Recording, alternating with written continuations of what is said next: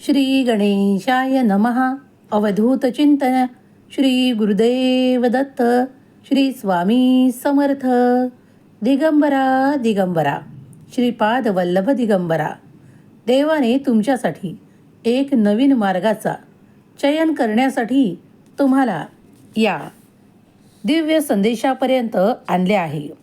देवाचा दिव्य आशीर्वाद प्राप्त करून घेण्यासाठी पुढील काही मिनिटे हा संदेश एकाग्र चित्ताने एकांत मनाने ऐकत राहा. तुमच्यावरील संकट टाळले जाईल. देव तुमच्या आशा पूर्ण करतो, तुम्हाला आशीर्वादाने भरतो आणि तुम्हाला चमत्काराने भरतो.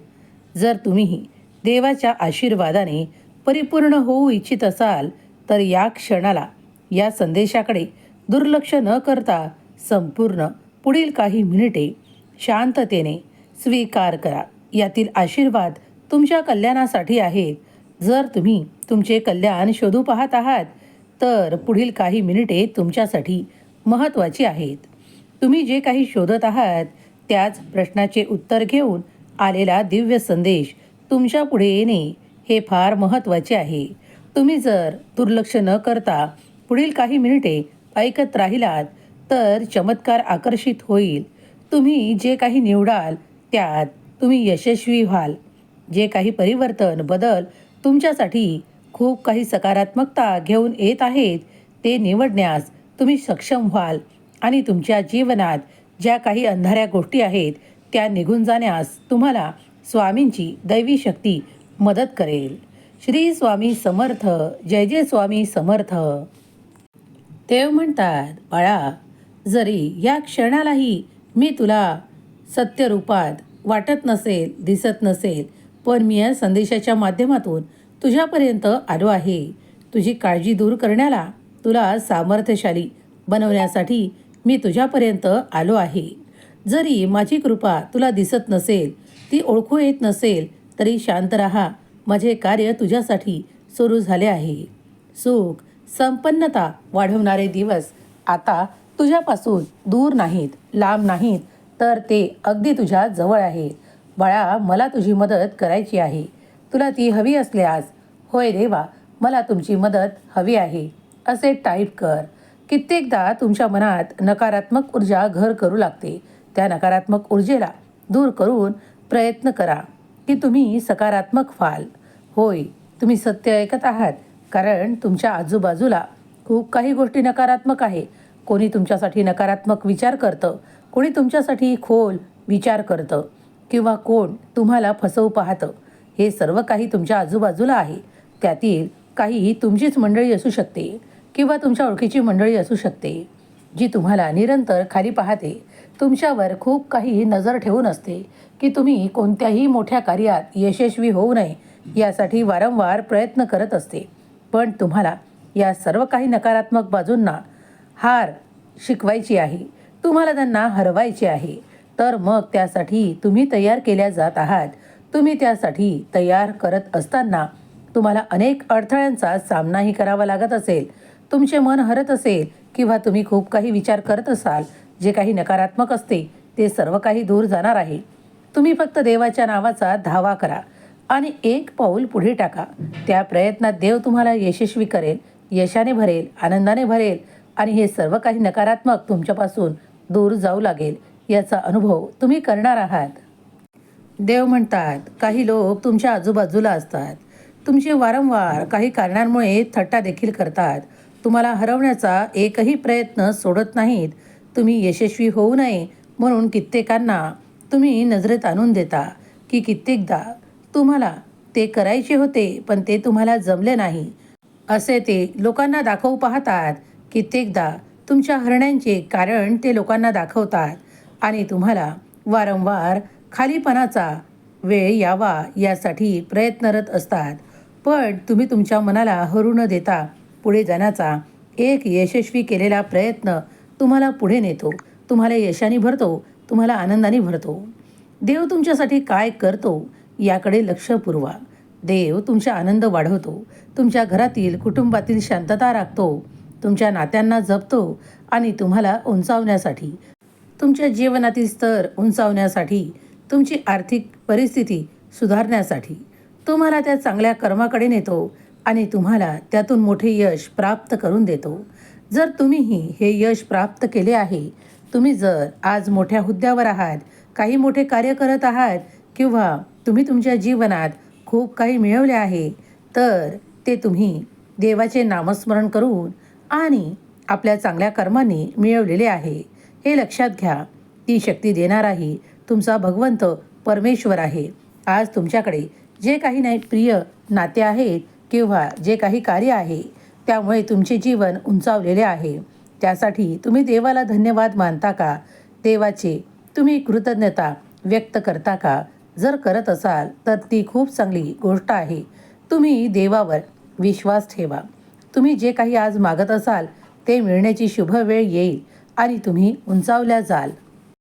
कधीकधी तुम्हाला अशा काही गोष्टी जाणवतील की खूप काही कठीण झालं आहे, आता सर्वच काही संपलं आहे, मी यशाच्या खूप काही दूर आहे. पण देवाचे नामस्मरण केल्याने, तुमच्या इच्छाशक्तीने आणि तुम्ही केलेल्या चांगल्या कर्मांमुळे तुम्ही त्या काही लोकांना हरवू शकाल. तुम्ही पाहाल की 30 लोक आज तुमच्या पुढे पुढे करत आहेत. ती तुमच्या पुढे नतमस्तक व्हायसाठी तयार आहेत. ती हार मानून तुमच्या पुढे आली आहेत. त्यांना आता त्यांच्या कर्तव्याची कर्माची लाज वाटत आहे आणि त्यामुळे ते तुमच्या पुढे आले आहेत. त्यांना त्यांच्या चुकीच्या कर्मांची पश्चाताप वारंवार मनाला खेद व्यक्त करण्यासाठी प्रवृत्त करत आहे. कारण देव त्यांना ती समज देत आहेत की तुम्ही चुकले आहात, तुम्ही चुकीचे वागले आहात, तुम्ही कुणाचा अपमान केला आहे. जो खरा आहे, जो चांगल्या कर्मांनी युक्त आहे, अशा व्यक्तीचा तुम्ही अपमान वारंवार करण्याचा प्रयत्न केला आहे.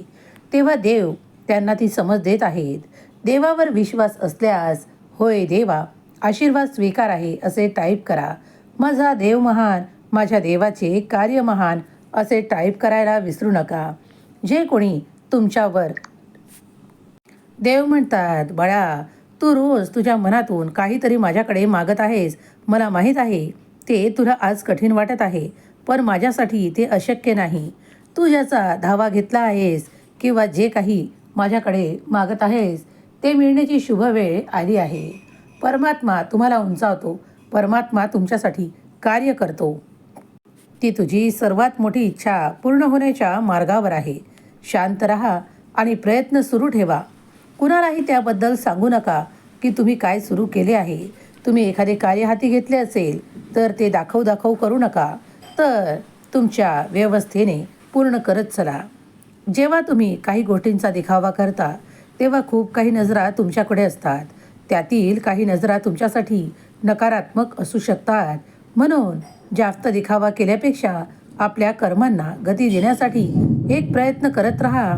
कारण तुम्ही यशाने भरल्या जाणार आहात, आनंदाने भरल्या जाणार आहात. तेव्हा त्यासाठी तयार व्हा. देवाची मदत प्रत्येक क्षणाला तुम्हाला आहे. तुम्ही नाम जाप करता म्हणून देव तुमच्या मागे पुढे आहे. देव तुमच्याकडे एक सुरक्षा कवच बनवतो आणि तुम्हाला सुरक्षित करतो. तुम्ही जर याचा अनुभव घेतला आहे तर आत्ताच होय म्हणा. स्वामी माझी रक्षा करा असे टाईप करा. स्वामी निरंतर भक्ताची रक्षा करतात. जे भक्त स्वामींना प्रार्थना करतात त्यांची प्रार्थना देखील स्वीकार केल्या जाते. तुम्ही जर स्वामी भक्त आहात आणि प्रयत्नांती परमेश्वर हे मानत असाल तर होय, मी केलेल्या प्रयत्नात मला यश द्या असे टाईप करा. स्वामी माऊलींचा दिव्य आशीर्वाद तुमच्या आजूबाजूला असेल. तुम्ही ते यश संपादन कराल ज्यासाठी तुम्ही प्रयत्न केले आहे. सुख संपन्नता वाढी लागेल, आनंद मिळेल, सौभाग्य वाढेल. जर तुम्ही देवाचे नामस्मरण करत असाल, श्री स्वामी समर्थ, जय जय स्वामी समर्थ लिहायला विसरू नका. स्वामी माऊली तुमच्या सर्व काही चांगल्या इच्छा पूर्ण करोत, तुम्हाला सुखात आनंदात ठेवोत. तुमच्या मुलाबाळांना सुख, प्रगती, आरोग्य, आनंद देवोत ही स्वामी माऊली चरणी प्रार्थना. केलेली सेवा स्वामी चरणी अर्पण करते. श्री स्वामी समर्थ. जय जय स्वामी समर्थ. श्री स्वामी समर्थ. जय जय स्वामी समर्थ. श्री स्वामी समर्थ. जय जय स्वामी समर्थ. श्री स्वामी समर्थ. जय जय स्वामी समर्थ. श्री स्वामी समर्थ. जय जय स्वामी समर्थ. श्री स्वामी समर्थ. जय जय स्वामी समर्थ. श्री स्वामी समर्थ. जय जय स्वामी समर्थ. श्री स्वामी समर्थ. जय जय स्वामी समर्थ. श्री स्वामी समर्थ. जय जय स्वामी समर्थ. श्री स्वामी समर्थ. जय जय स्वामी समर्थ. श्री स्वामी समर्थ. जय जय स्वामी समर्थ. श्री स्वामी समर्थ. जय जय स्वामी समर्थ. श्री स्वामी समर्थ. जय जय स्वामी समर्थ. श्री स्वामी समर्थ. जय जय स्वामी समर्थ. श्री स्वामी समर्थ. जय जय स्वामी समर्थ. श्री स्वामी समर्थ. जय जय स्वामी समर्थ. श्री स्वामी समर्थ. जय जय स्वामी समर्थ. श्री स्वामी समर्थ. जय जय स्वामी